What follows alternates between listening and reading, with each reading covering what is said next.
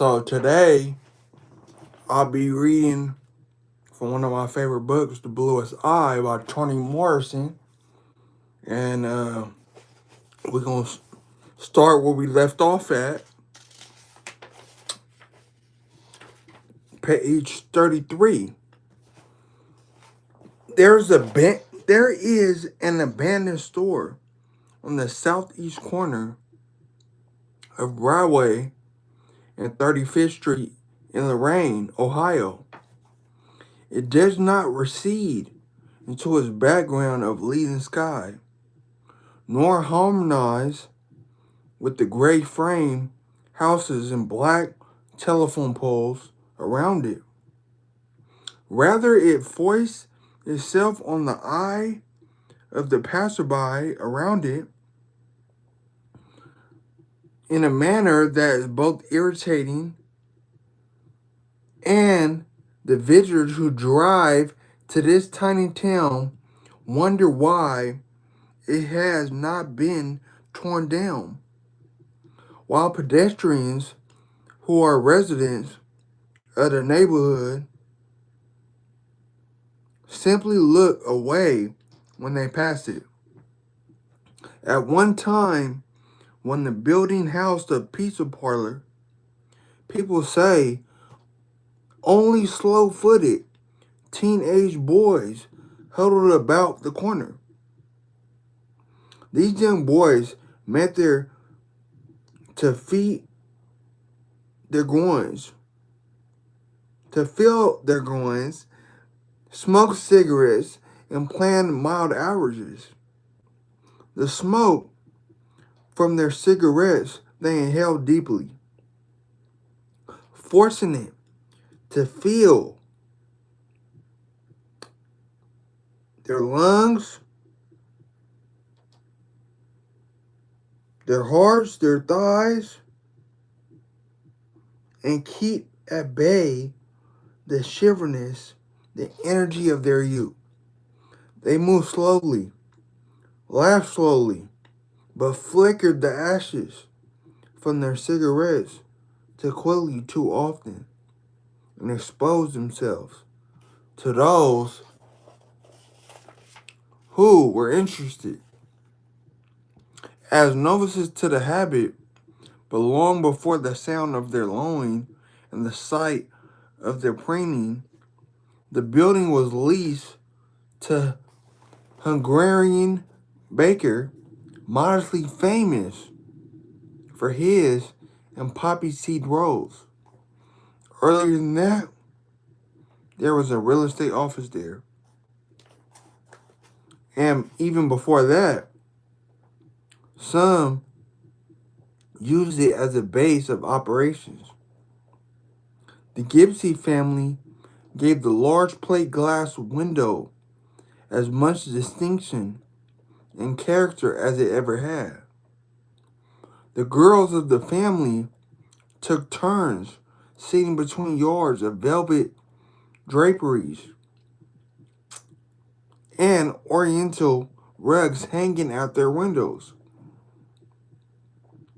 They looked out and occasionally smiled or winked or beckoned only occasionally. Mostly they looked. Their elaborate dresses, long sleeved and long skirted, hiding the nakedness that stood in their eyes. So fluid has the population in that area been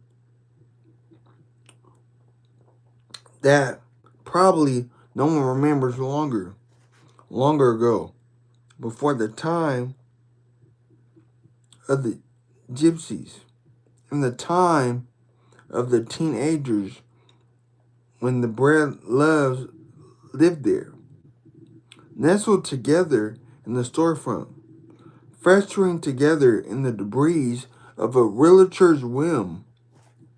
They slipped in and out of the box of peeling gray, making no stir in the neighborhood, no sound in the labor force, and no wave in the mayor's office.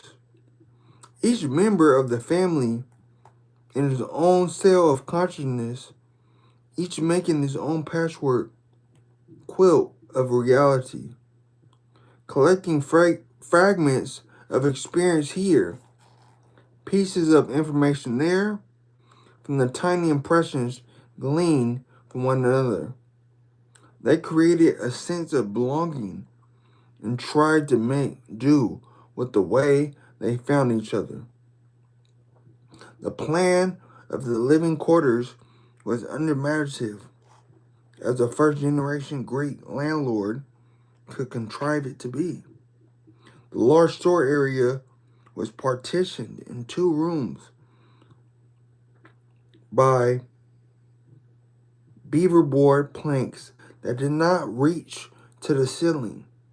There was a living room, which the family called the front room, and the bedroom, where all the living was done.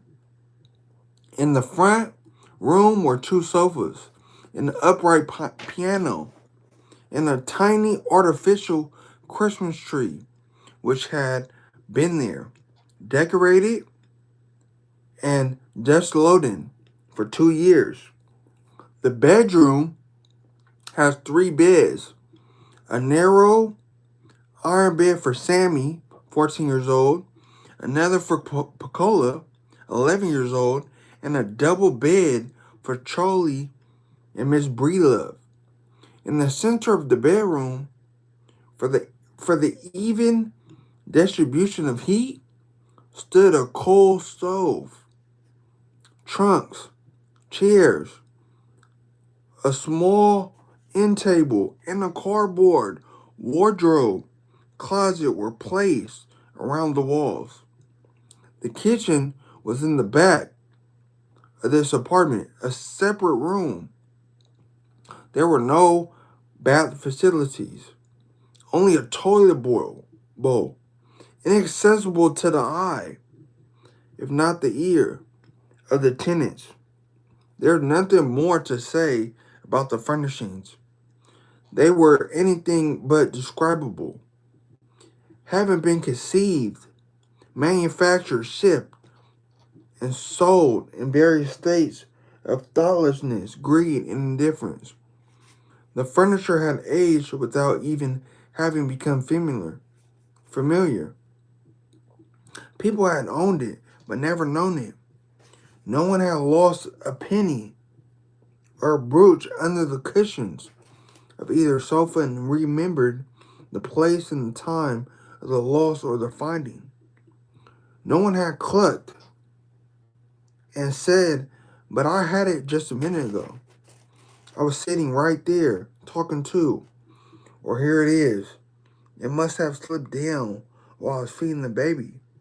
No one had given birth in one of the beds or remembered with fondness the pale paint places, because that's what the baby, when he learned to pull himself up, used to pick loose.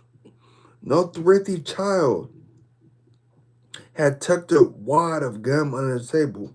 Unmarried, but God how he eats, has sat at the piano and played "You Are My Sunshine." No young girl has stared at the tiny Christmas tree and remembered when she had decorated it or wanted it, if that blue ball was going to hold, or if he would ever come back to see it. There were no memories among those pieces. Certainly no memories to be cherished.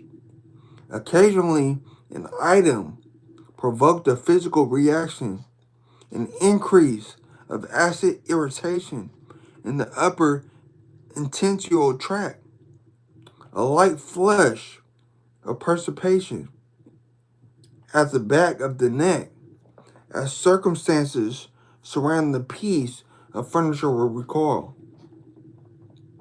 The sofa, for example, it had been purchased new, but the fabric had split straight across the back by the time it was delivered.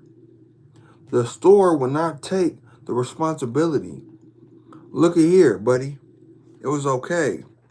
When I poured on the truck, the store can't do anything about it once it's on the truck. Listerine and Lucky Strike breath. But I don't want no torque couch if it's brand new. Pleading eyes and tightened testicles. Tough shit, buddy. You're tough shit. You could hate a sofa, of course. That is. If you could hate a sofa, but it didn't matter. You still had to get together $4.80 a month. If you had to pay $4.80 a month for a sofa that started off split, no good, and humiliating. You couldn't take any joy in owning it. And the joylessness stank, pervading everything. The stink of it kept you from painting the beaverboard walls, from getting a matching piece of material for the chair, even from sewing up the split, which became a gasping chasm that exposed the cheap frame and cheaper upholstery. It held the refreshment and the sleep slept on it. It imposed the furtiveness on the loving done on it, like a sore tooth that is not content to thrive in isolation, but must diffuse its own pain to other parts of the body, making breathing difficult. Limited, nerves unsettled, so a hatred piece of furniture produces the free, fretful malaise that asserts itself throughout the house and limits the delight of things not related to it. The only living thing, in the breed love's house was the coal stove, which lived independently of everything and everyone, its fire being out, banked, or up at its own discretion, in spite of the fact that the family fed it and knew all the details of the regimen. Sprinkle, do not dump, not too much. The fire seemed to live, go down, or die according to its own. In the morning, however, it always saw fit to die. I appreciate your time, y'all.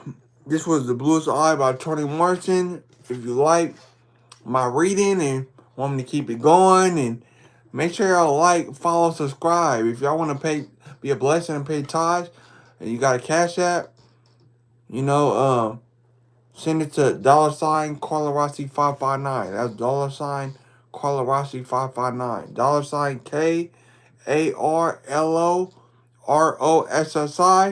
559.